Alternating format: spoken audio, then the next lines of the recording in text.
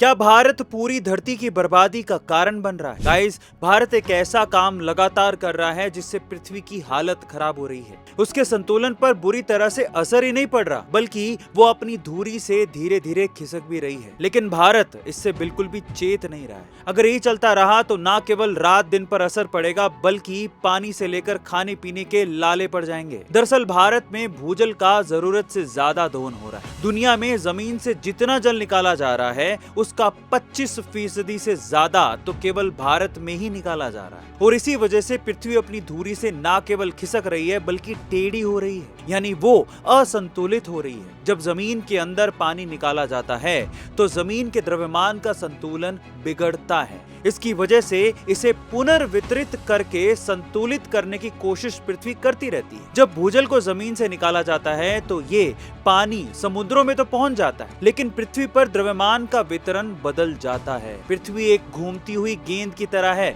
अगर इसके द्रव्यमान का वितरण बदलता है तो उसके घूमने का अक्ष भी बदलता या खिसकता रहता है। इसे पोलर मोशन कहते हैं। दुनिया में सबसे ज्यादा भूजल दोहन भारत कर रहा है। इसके बाद चीन, अमेरिका और दूसरे देशों का नंबर आता है। पृथ्वी का संतुलन लगातार बिगड़ रहा है। नासा और अन्य संस्थानों के शोध के अनुसार 1993 से 2010 के बीच भूजल निकालने के कारण पृथ्वी के ध्रुव की दिशा में बदलाव हुआ है। और अगर ऐसा ही चलता रहा तो इसके बाद क्या क्या हो सकता है, इसकी मनुष्य कल्पना भी नहीं कर सकता।